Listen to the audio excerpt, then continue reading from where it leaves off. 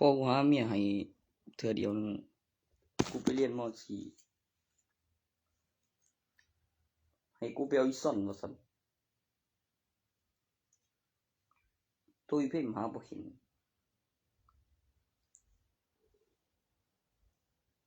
แล้วก็เฮ็ดปากแบบคือยิ้มบุยบุยยิ้มหาบ่เห็นเอาอีกไรอยู่เลยบ่ยิ้มตีนกูนี่มาก็มองสิยังมันก็โอ้ยก่อนไหนวะ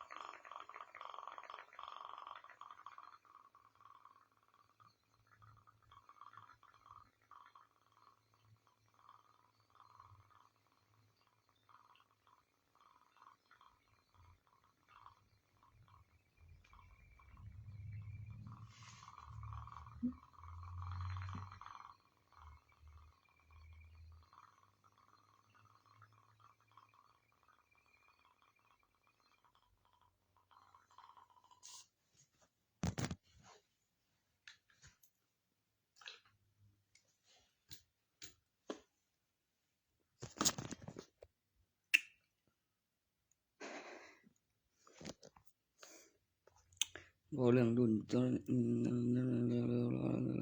เดี๋ยวก็คือมีผู้ใหญ่ปัญญาต่อเชือกันนั้นว่าเข่งกลัวผมบ่วะกูบ่ได้โง่ดิเข่งกลัว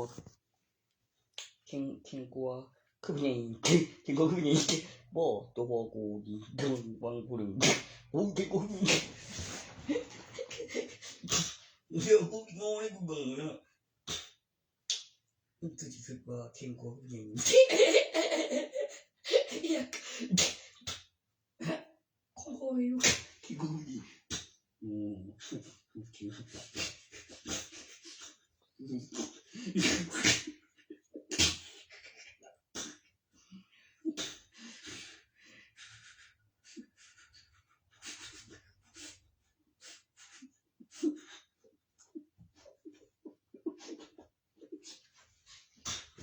เด็ดจริง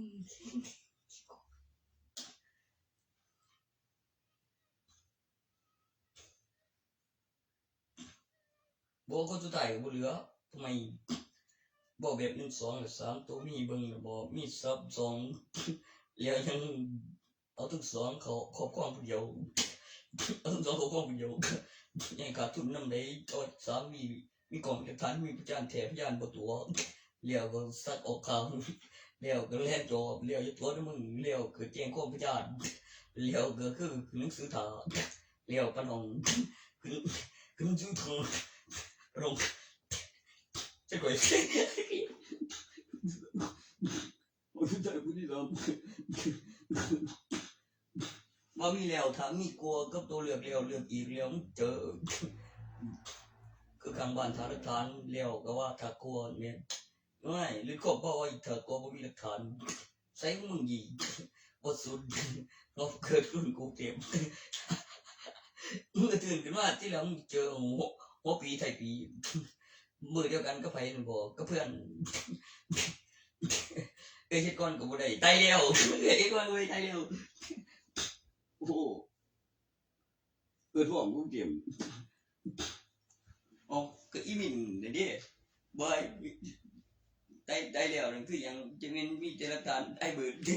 ได้เบิดเตหยังบอกว่าเตบอกฉันอยู่คนละฝั่งเดี๋ยวก็บ่รีบปรีดเด้คือในบัตรนี่ชายกับชายหญิงกับผู้หญิงจริงๆบอก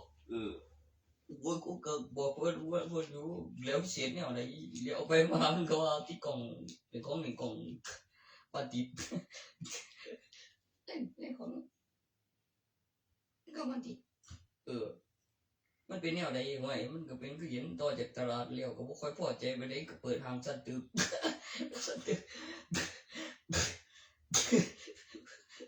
ราคาเยอะเปิดห้างสั่นตึก อีกหน่อยธนาคารทางนั้นมันก็เฮ็ดงานใส่หม่องอึดแล้วหม่องเอาลงสีออกต่อจากเอาลงสีออกมันก็ว่ากำแพงกันขโมยประดับคมทั้งหน้าห้างในบ้านต่อใบทะเบียนบ้านบัญชียังไงต่อจากเอาบัญชีใบทะเบียนบ้านแม่นบ่ได้ข้ามขั้นตอนบ่มันต้องมีบัตรประชาชนขึ้นรูปก่อนนับเหรียญก่อนอาหารมันเหรียญว่านำหลักฐานวัตถุกับข้อมูลแอปพลิเคชันปัจจุบันเวลานี้ของจรตรงกันถ่ายทอดสดณเวลาขณะนี้ณเวลาขณะนี้ณเวลา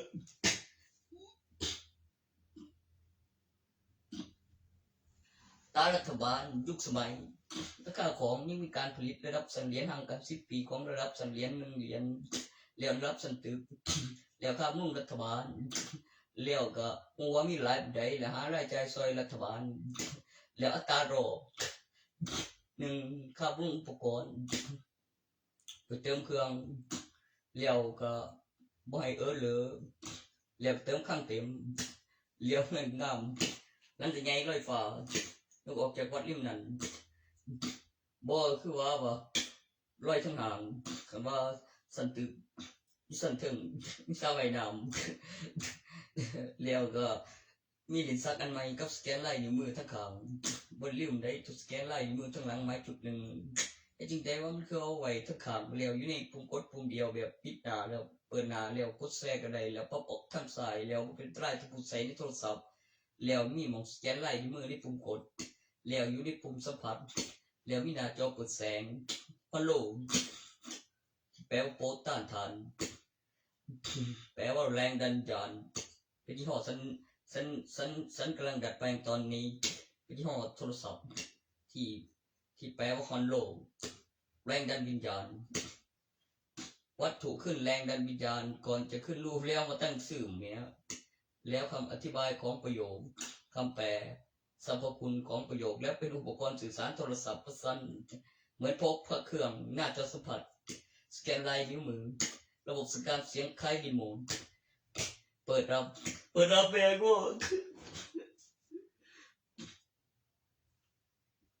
มันรู้โฆษณามาใหม่ล่าสุดนะบอกกันน้ำด้วยอุ้ยกันน้ำ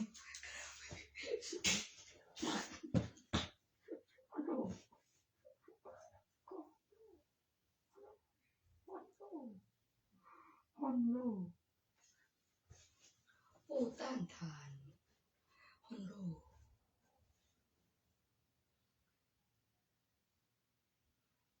โลอันหลังตัวฮอนนั่นมันมาแบบโปรเฝ้าหน่อยเป็นเซียนตัวโลป้องกันหรือโปรต้านทานออกเสียงประโยค2 คำฮอนโลฮัลโหลฮัลโหลโอ้ต้านทาน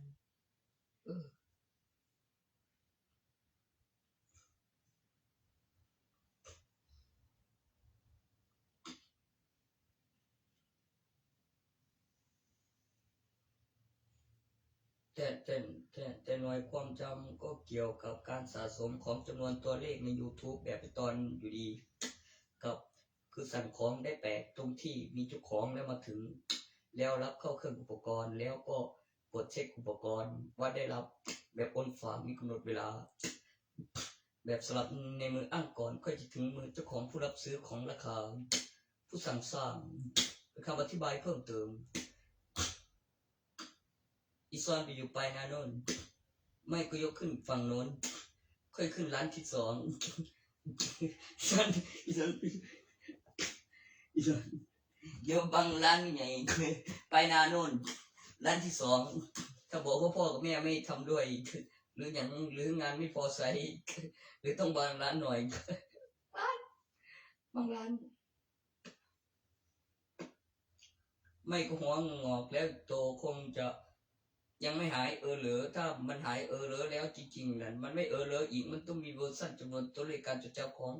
การพัฒนาของแอปพลิเคชันเมื่อเพิ่มขึ้นของ1จำนวนของเวอร์ชันถัดไปเป็นตัวเลขที่ทำให้จำได้เมื่อมีการอัปเดตเวอร์ชันใหม่เวอร์ชันถัดไป สิ่งข้อมูลโดยอัตโนมัติครั้งครั้งสิ่งครั้งครั้งโอ้ยโยกกูตีกูเลย เรื่องตีกูเนี่ยจะก็สิทำ มึงจักบอกว่ามันครั้งมึงไปเบิ่งเจอพฤติกรรมของใส่ครั้ง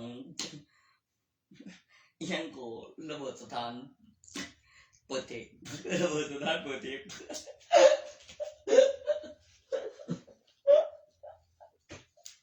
แล้วอัดแผ่นอ้างขาย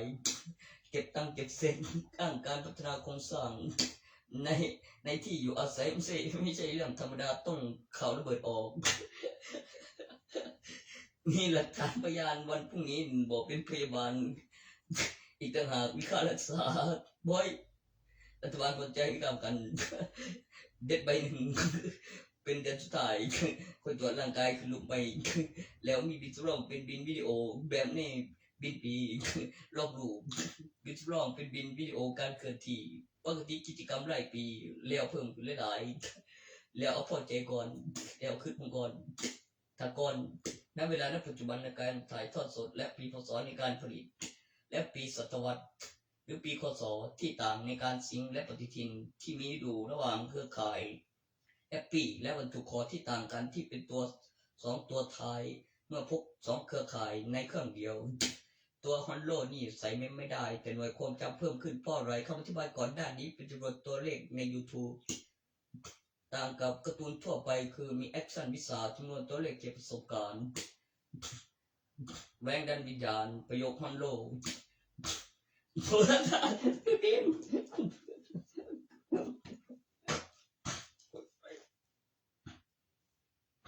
อีฟ้าผมงง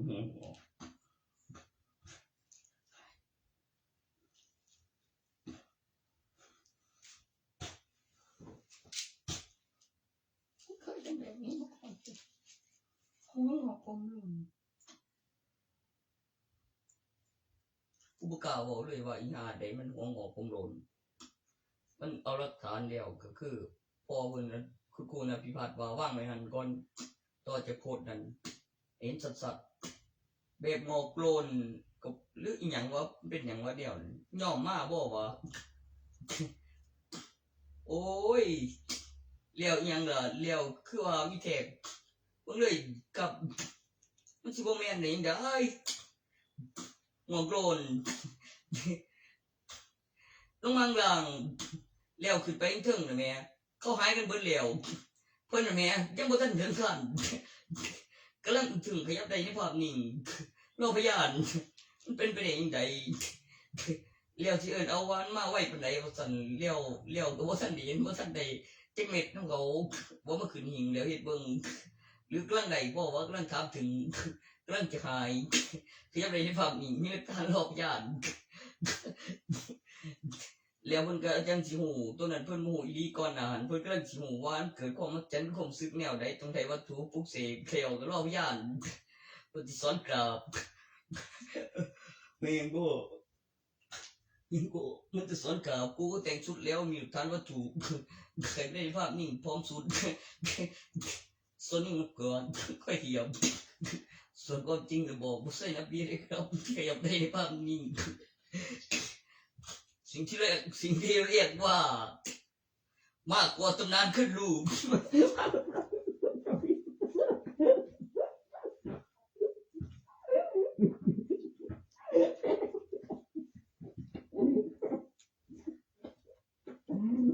เอาแล้ว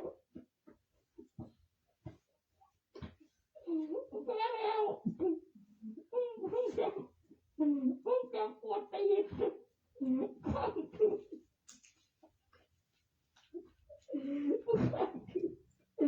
หมดแล้วเก่งมากกว่าแล้วตายแล้วเป็นแบบเดียว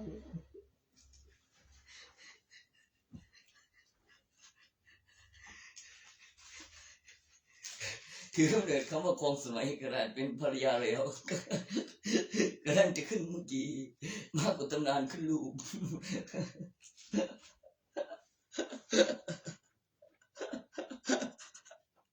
ขึ้นแล้วไม่ลงด้วยในตำแหน่งนั้น บอกในตำแหน่งของระดับรางวัลถ้วยโล่หรือรางวัลของถ้วยที่เป็นเกียรติบัตรพร้อมวัตถุที่ต้องสร้างแล้วก็เตรียมการพิเศษเลือกวัตถุปลุกเสกแล้วมีการขยายตัวพร้อมสันบรรยากาศเหมือนที่กูกำลังเจอแล้วแป๊บหนึ่งเจอแล้วที่มีประสบการณ์แล้วไม่ใช่เรื่องง่ายถึงจะได้มาแล้วขึ้นแล้วไม่ลงแชมเปี้ยนนี่เขาจะเล่นภาพนิ่ง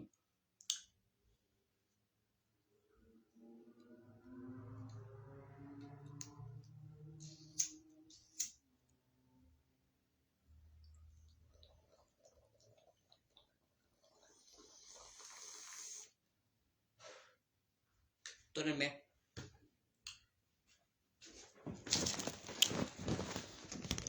ตัวที่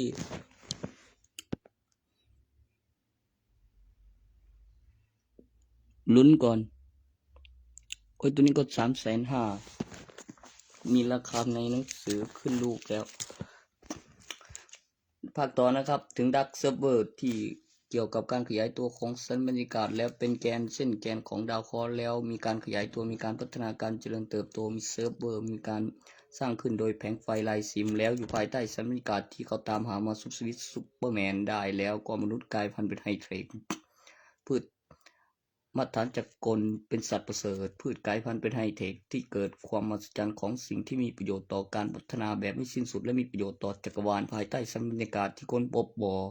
วิวัฒนาการของมนุษย์หลักฐานวัตถุปีพศศตวรรษคำอธิบายเพิ่มเติมเกี่ยวกับรูปแบบดาร์กเซิร์ฟเวอร์แล้วสรรพคุณความสามารถของสิ่งที่จินตนาการได้ว่าเป็นสิ่งที่มีประโยชน์ต่อการพัฒนาทุกยุคสมัยมี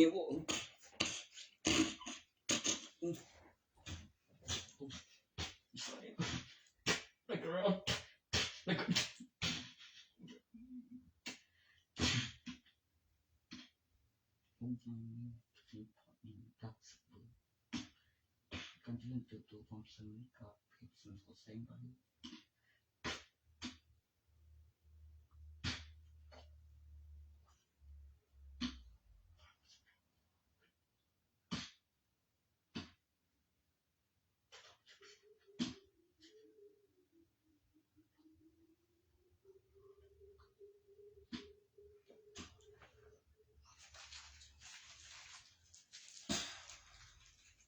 ยึดselatan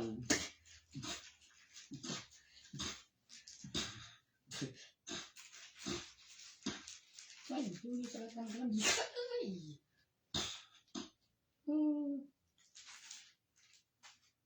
เลือกขีนนะเนี่ยขีน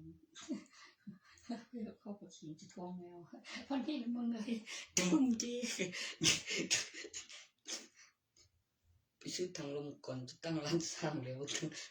เป็นอย่างไม่มันก็จะเข้าจะปั่นใหม่ไม่กลัวดอกเติมใดไม่ยังเก็บตังค์ระดับมาอะไรอีกโอ้ยแม่มดคาถาเสกแปลเวทแปลภาษาแปลได้ง่ายได้เก็บตังค์จกมาแม่จกมาเดี๋ยวดีเลยจกไม่มาจะโอ้ยเขาได้ถึงทุ่มเลี้ยงกูเลยเก็บตังค์ตัว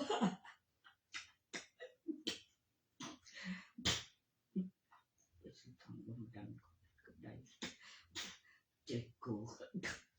ชุดยี่เป้าทำไมกูจะเป็นชุดทุกสาวกูคือเติมต่อได้เก็บเสร็จปกเก็บตังค์ใช่ไม่เลยสลับกันรูปแบบที่มีดาร์กเซิร์ฟเวอร์นั้นบอกมีการขยายตัวพร้อมสันบรรยากาศแล้วปรับในการกระพือปีกของสัตว์ปีกของแต่ละครั้งและประโยคไปกับพลังงานไฟฟ้าและบอกไว้ในกระบวนท่าเหมือนระบบการเสียงไกลรีโมทโอ้เฮิร์นะ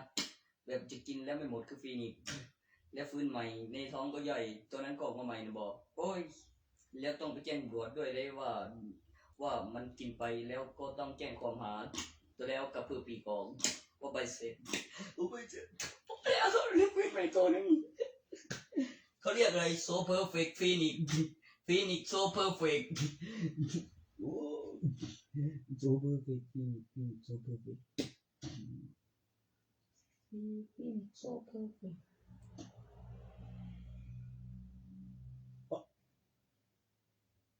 so perfect bye เพื่อไปกับพลังงานไฟฟ้าในการกระพือปีกสร้างอากาศผู้แจ้งความหาด้วยในนักรบกฎหมายว่าไกลมึงรู้ไหมกระพือปีกทีเดียวพอมันสุดเลยบูอะไรนะกระพือปีกทีเดียวหายระบบสื่อการเสียงในกระบวนท่าประสานอินกับอากาศบู พี่โอ้นั่นอะไรไหนมาสำหรับไอ้ฟีนิกซ์แดกมาเอาขึ้นแล้วเลยใช่ไหมดูเป็นไก่ฝืนของแท้อันนี้ของแท้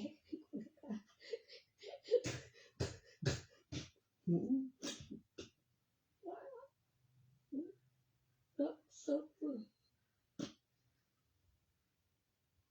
ดักเซิร์ฟเวอร์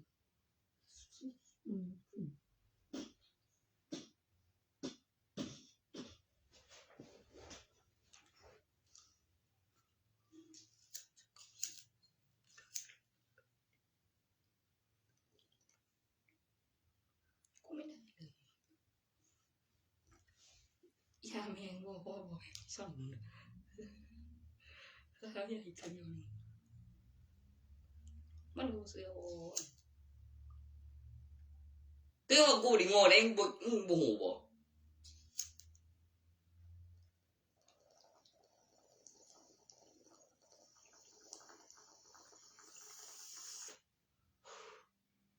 บ่ได้เฮ็ดเสียสินะ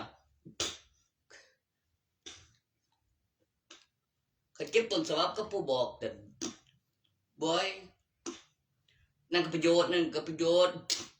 ว่างั้นก็มาก่อนเบิ่งบ้าเกือบแล้วบุยฉันบุยคือกวนผู้บอกผ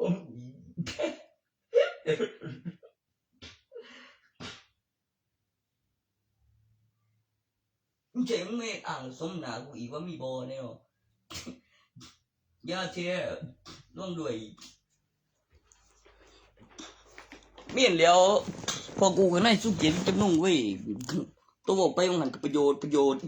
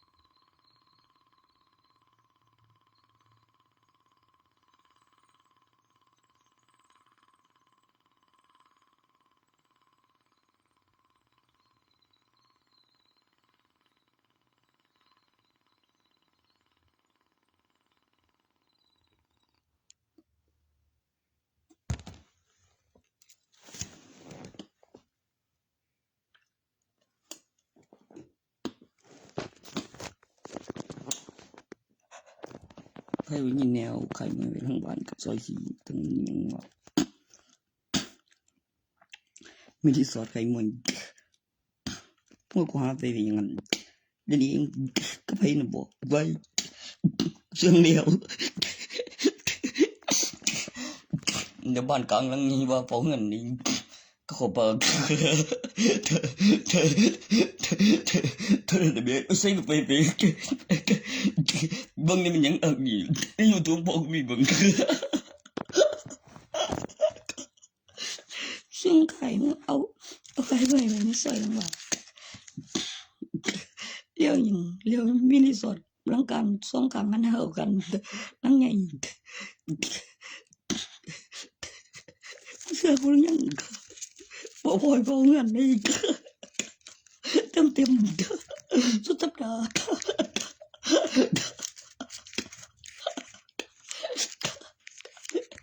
แล้วมีองไว้หมัวน้ำเลยมีองไว้หมัวกับหนากูไปเปิดพวกตัวอย่างว่าตัวนั้นกันแม่นมันหูต่อกันพวกกับลูกเด้อซ่อนสองยังว่าซ่อนสองเท่านั้นโตทัดไปไว้ให้เชื่อเบิดบ่ได้ฟังเร็ววางไว้ขึ้นดิ่งยังบ่ทันได้วางเป็นโพดก่อนในตำแหน่งที่2ซ่อน2ได้ในหลังมีคนว่ามี2ในตำแหน่งเดียวกันซ่อน2ได้ตำแหน่งเดียวกันซ่อน2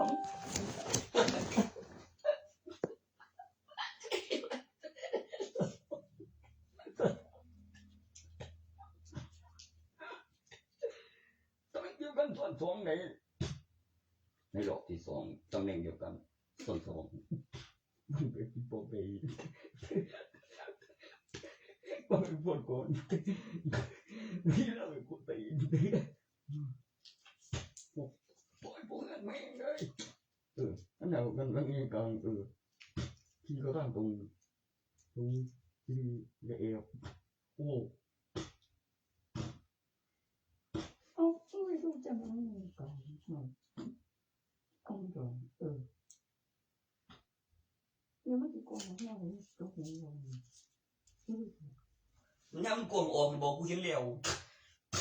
อุ้ยน้ำกวงออกไปเลี้ยวก็มีอยู่แก่ทางนั้นว่าเฮ็ดบ่ทันแล้วหรือกำลังเติมอยู่อีกน้อยเด้อหลังใหญ่อีกหลังหนึ่งเล่นสายคันแม่นหลังน้อยบ่แล้วจนมีหลังสองต่อไปมุมตะเอกแดงจ้าหลังใหญ่หลังหนึ่งบ่มีแรงจิ้มถึงบ่แล้วเดี๋ยวคือสายกลางไปมุมอยู่คนละทางกับร้านเพชรภูมิมันเหลวกันมันค่อยก็จากธนาคารกับต่อจากธนาคารแล้วก็ เพิ่มมุมแล้วมีไผเฮ็ดหยังแหน่ในซอยแล้วในกรอบสี่เหลี่ยมนั้นแล้วมีขึ้นกระแพงแบบอันใหญ่เฉยๆข้างในหยังวะกูก็ว่าอยู่แต่ว่าอยู่ปลายนั่นกูบ่เห็นหยังนะกูเห็นอยู่หน้าสำนักงานวางเลนซ้ายไปก่อนใกล้ถึงธนาคารวางเอกสารแล้วก็ตั้งราคา10 ปีแล้วออกมาก่อนมาให้เห็นตอนยื่นเรื่องว่าจะได้หลายปานใดตอนนั้นน่ะบ่ขอใส่ก่อนน่ะบ่อ้าวก็หลักทรัพย์คุณเอามายื่นเรื่องมันต้องมีต้นฉบับมันต้องมีหลักฐานเสียก่อนจะให้ไปดูติดตั้งเองโอ้ยไม่ก็นักการเมืองเข้าไปประจำกับตั้งกล้องโอ้ยพอได้ไปกูจะไปลงหนังไปนั่งตั้งกล้องแล้วก็ขอไฟว่าตัวนั้นเดี๋ยวถ่ายรูปมาตั้งราคาตัวที่ออกมาเองอีหลีต้องมีพยานสากนั้นต้องไปหาหมอก่อนบอกบางมือแล้วแบบเบนกิจกรรมเทศบาลกับเทศบาลเดี๋ยวแล้วสั่งแต่ปอะไรเพื่อสั่งแต่ปอะไรอยู่ในระเบียบโครงสร้างของเทศบาลในตรวยนะครับประกาศจัดการสถานีตรวจตรวยตั้งระเบียบแล้วมันจะโกงไงมันจะซ่อนไว้ข้างในไหลอย่าเองว่าเราคือใครไม่บอกเราแจ้งใจไอ้จะซีนี่มันเฮ้ยน้ำอ่างตาไม่หันเท่าไหร่ไม่ส่งตอนเดียวไม่บอกอ่างตาพลังกุยต้องว่าบ้านนั้นไงก็เป็นกำแพงประดับคมกำแพงประดับอาวุธทางเข้าทางออกทางเดียวไกลธนาคารทกสต่อจะเข้ามาจากเลนซ้ายทางบุตรีที่ไกลธนาคารทกสมาแล้วมีสนามด้วยเอาตรงนั้นเดี๋ยวตรงที่ยกรูปแบบโครงสร้างของศาลเก่าๆออกแล้วจะใส่คฤหาสน์หลังใหม่ไปตัดสินรายงานตัวมีสำนักงานคุมพื้นมีหมอที่รับการบำบัดจบมาแล้ว10 ปีผลอีก2จากสำนักงานคุมพื้นและส่งเอกสารมีสารพยานแล้วเก็บหลักฐานและมีพยานที่โรงพยาบาลแล้วเป็นเรื่องที่โกหกไม่ได้ตามขั้นตอนระเบียบแล้วกำหนดเวลาที่ต้องนัดหลังจากพ้นโทษไปรายงานตัวเพื่อไม่มีคดีซ้ำคดีซ้อนบางคดีที่จะมาให้ตัดสินนะบางวันก็ปิดเด็กคือบ้านค่อยเดียวหรือบ้านผมคนเดียวเป็นยังนะบอกคดีมันกวนตีนเกินไปไม่ก็รอครั้งไว้อันก่อนคือสถานีก็ไม่อันใหญ่ทุกทีมันไม่ใช่ศาลเยาวชนได้เลยนะบางทีก็บ้านผมคนเดียวตัวที่เข้ากลางที่โครงสร้างยังไม่เสร็จบอกขึ้นโครงรอเฉยใครเถียงขวามเชื่อมตื่มใส่บึงเดี๋ยวกูจะไปตอกแง่ตอกดูทุกคิดดูก่อนกูจะไปตอกแง่ตอกไฟฟ้าสะเทือนเรือนลั่นมาฟังทางตลาดว่ามันเฮ็ดอีหยังคือเป็นไปได้แนวนั้นใส่คนรู้ไหมว่าเขาวางระดับโปรแนวไหนโปรแนวนั้นแล้วเซ็กอินสานอีกอันหนึ่งแมนไม่เชื่อแล้วมีพยานนะบอกโอ้ยทอดคนไปเก็บขยะไปเมื่อกี้มันพยานแม่งเลยมึงว่าอย่างนั้นก็รถเทศบาลนี้เบยอันมันก็เบยโอ้โหก่อนพวกกองนั้นเบยเองผู้ใหญ่เสียนี่เราก็ว่าขี้ข้านเบยมึงยังว่างของเล่นเดี๋ยวไปบ่นั่นก็ได้เพื่อนผู้ฟังหูมันอยู่ฟังถ้าผีไปตอนสำนักงานใกล้แล้วเอกสารเขานี่ยกออกจากบริษัทอยู่ทางนั้นว่าหมอกหันอีหยังว่าคือบ้านมันแล้วเว้ยบ่แม่นเปิดที่สอนเด้ไปแม่เชิญบรรทุกหมอสีดำบริษัทคือดำเอาเขาจัดงานร้อยทุ่งอยู่บัดกลางเมืองก่อนบ่ถึงตายอยู่ไกลเขาบ้านที่เป็นท่านโอ้อยู่ไม่ถึงหันบ่เร็วว่าเครียดได้ไปจริงกับปันสะเราทั้งหลายพิธีกรบอกโอ้โหเรื่องสงสัยแล้วตอนนั้นเขาปรับรั่วบอกว่าเขาปรับรั่วมันรั่วแม่งรั่วเนี่ยมาดูสิ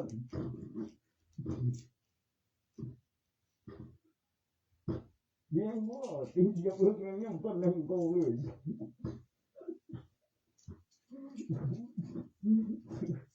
โอเคยอดเลยสมมติว่าจะเดินเข้า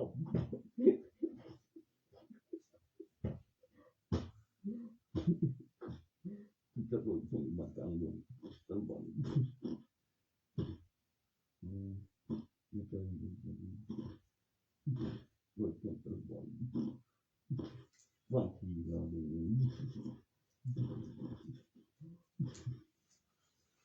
มีโคอีกฐานหนึ่งจากอยู่บไกลทางที่ว่าการเผื่อมีฐานแล้วมีฐานพิมพ์สายมันยังเสร็จบ่ได้ผมหันมันจะเข็ดเสียหานบรกวนเรียวเสร็จผู้ป่วยเรียวห่อนเสร็จบินเสร็จเงินเสร็จของเสร็จผู้ป่วยในเดือน12เรียวก็เปิดเพลงขึ้นวันเพ็ญเดือน12เฮ้ยถึง ตีนตีนก็ได้เด็กเขาฟัง ใช้ยืนเป้าอีกเนี่ยฟังท่านกันเอาไว้จังเอาไว้แบบไว้ให้ไว้ต้นคำบ่าไว้คำพอหันทั้งหันที่กันอาหารจัดขันว่างการกระเด็นก็ลงวันว่างการกระเด็นก็ลงวันพอต้องตายเสียเอามายังเอาพยานไม้ร้ายสาอยู่กลางบ้านนับเบิ่งเรื่อยไปพยานเขาเคยตกเบ็ดแต่ยามคืนหมู่กันยามเป็นเขามีฐานเคยงานว่ามันไว้หน้าสนามที่ละก็สั่นกับแบบเรื่องตัวเบิ่ง3ตำนานเซียนรุ่น4รุ่นใหม่ฟ้าใสหลังจากรุ่น6เบิ่งแล้วทรงมีลูกต่อโดนระบบต้องออกมาก่อนกับรุ่น1แล้วรุ่น5บอกคาเรียงมีลองด้วยอันนี้ น่ารักดิ บักนุ่นโผบักนั่นโผนั่นโผพี่ลูกเดียวเต้นกันได้ฟังพวกคน บ่ให้ควงได้กันมันเด็กตายบ่จิริยาก็ส่งไปเกิดไม่แล้วกำลังสิว่าลูกพี่บ่สาคำสุดท้ายต้องไปบอกลูกพี่มันบ่นั่นมันพูดไม่ถูกหรือภาคอะไรแนวนั้นถึงหยังล่ะถึงข้างในเบื้องในที่กับพ่อก่อนเด็กก่อนบักหาลามกกิริยาต้องส่งไปเกิดใหม่วางสมบัติปลูกเสกกับดินขบวนทัพสารจีนกลางอากาศตั้งแต่แกนควันรวมโตเป็นดินสิ่งมีชีวิตรวมโตเหนือดินกลางอากาศประสานดินคนรอดตายต่างโคคณิตคนใหม่คนที่ห้าบ้านในนั้นอยู่ทำงานมานานมีประสบการณ์เยอะได้แบบบอกเป็นวิชาแพทย์กับวิชาแพทย์โบราณกายแสงสีทองคนที่6ตามระเบียบเขาจะเข้าใจว่าอย่างนั้นเมื่อมีการฝึกมีครู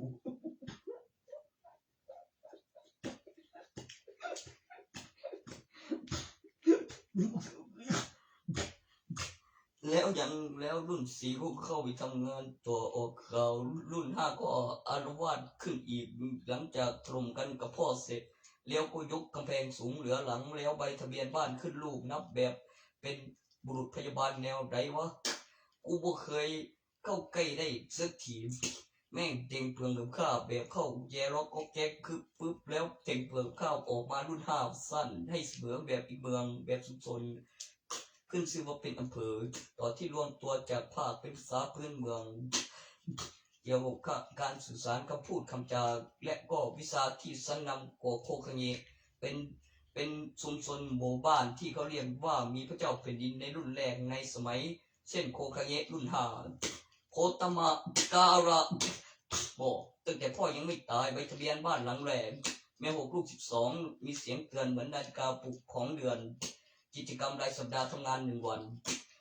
ปุ้ยซ้อนเพจเดียวกันด้วยได้2 ข้างอยู่คนละข้างผู้หญิงกับผู้ชายไม่ได้นั่งหัวโต๊ะนั่งแบบบนโต๊ะตอนรับประทานอาหารลูกสันหลัง ยังก็ขนาดว่ามัน ลูกเสือว้าวเขียว Bukti bukan kam Macam biar malam lekon keluk nak biar perayaan nak tidak kon kelang mai kebiar bersambkan jangan cuba ikan rekam tu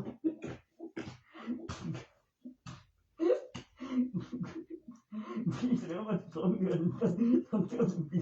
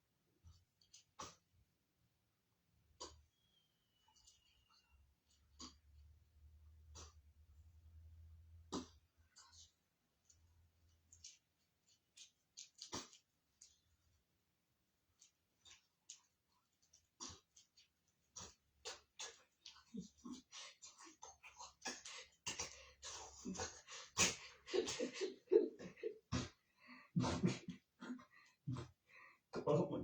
แม่ทำอะไรนานๆมันอารมณ์ด่ากูเคยออกแล้วบอยบอยบอยบอยมูแรงมูต้องเกินออกนะสองคน Ôi khám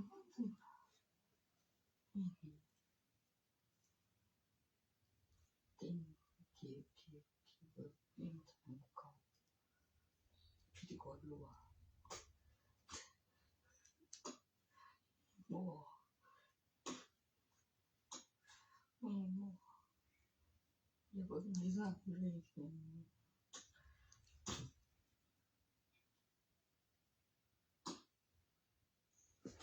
บอกว่าไม่ตัวไม่แม่ตัวน้องมันจักซื้อแต่หรือซื้อเตยกูยิ่งคิดอยู่อีแต่กับอีเอ้ยแต่นั่นกับหมู่ไอ้ตับมันคือสิบ่ซื้ออีแต่เดียวกันดอกคือสิมาวางซั่นเองได้โอ้ยกว่าอีเตยว่ะมันเป็นสระเอก็เป็นสระเอต่อจากนั่นตัวกลางกับฟุกดิบอกกูคิดออกอยู่บอก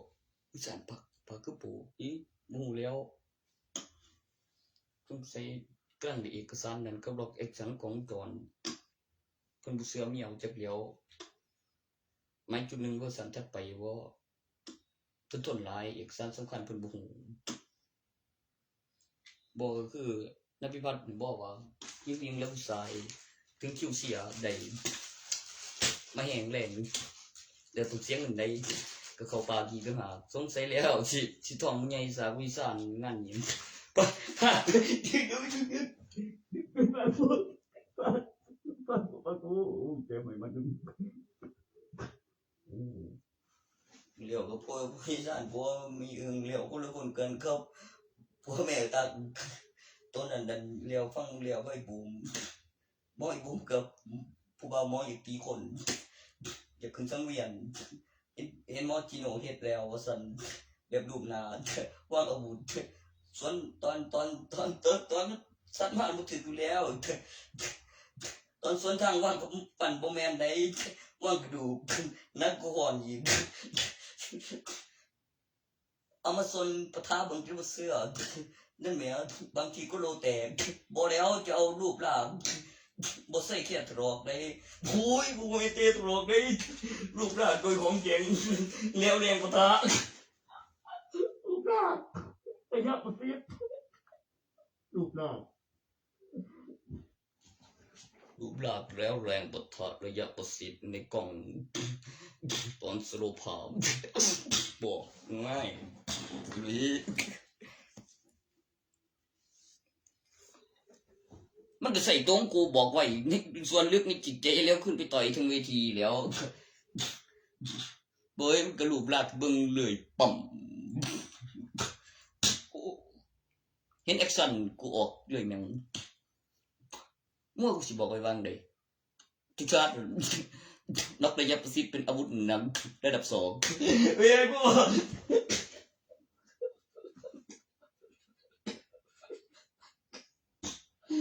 ระยะประสิทธิ์มาเข้าวงดู วางตรงไม่ค้านวมตาบอดอาจพิการ เข้าจุดสัมผัสนกตามด้วยอะไรนกนับ10เขาแทงให้กระเด็นตรงข้างเดียวบู๊ยเวงโง่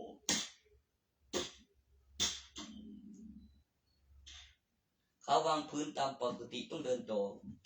เวงโง่เจ้าตาบังสอบเขาแทงขีบกระเด็นตรงข้างเดียว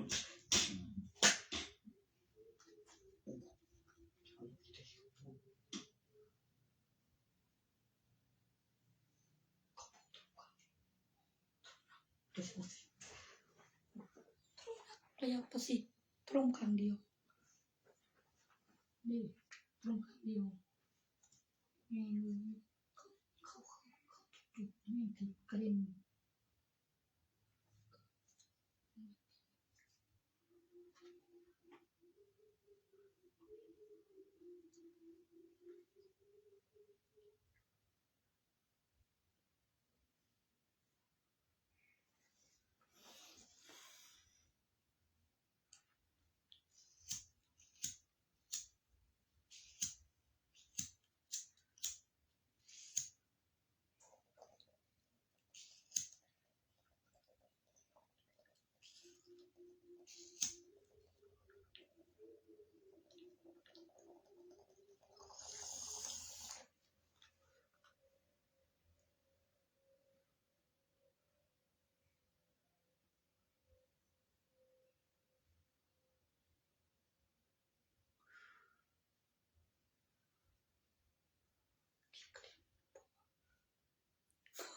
บู๊ยเมียงโง่กูข้างนอกไปต่อตาจะบอดที่ไหนมันโตกระโดดกันอ้วนโผล่ยันเลยมันอยู่เดียวกับบู๊จะบู๊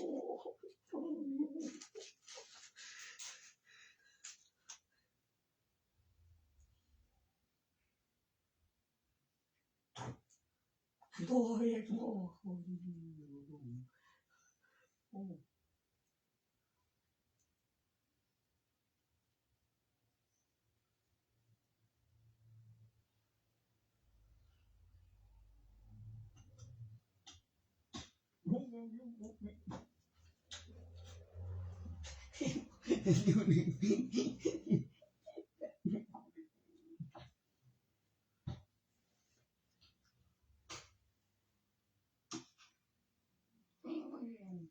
ที่ต้องยิงเสียใช่ไหม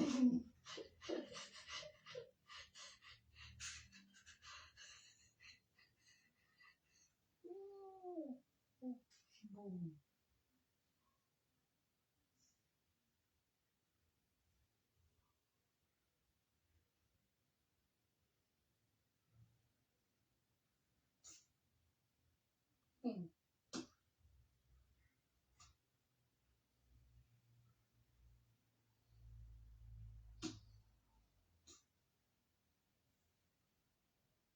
จริงเกี่ยวกี่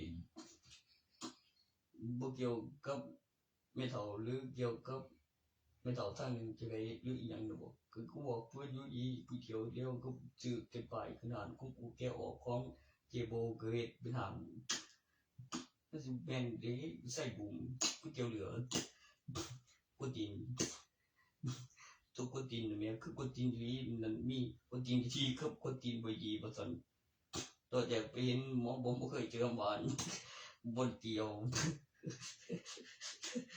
มันถูกหมอบ้าที่ละ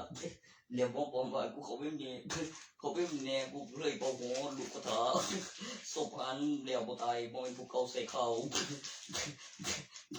พวกวิญญาณเรียกเอกสารรัฐบาลว่าได้เงินเจ้าต้องแจ้งตายแล้วรัฐบาลหยุดจ่ายจากประกันชีวิต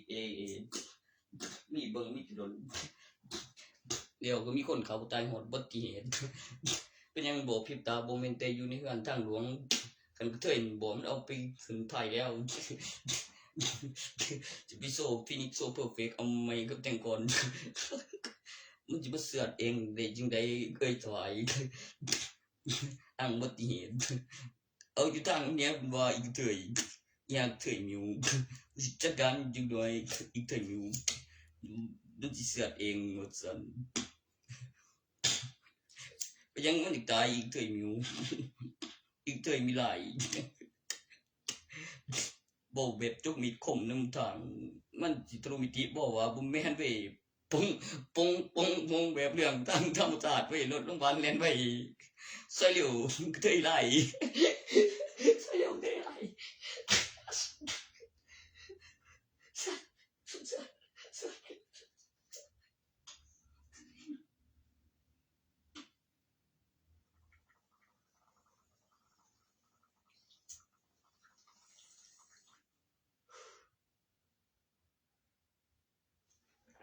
มันไปดูหนังอะไรมาบุเลยเคยไลมีแต่ใดเคยไล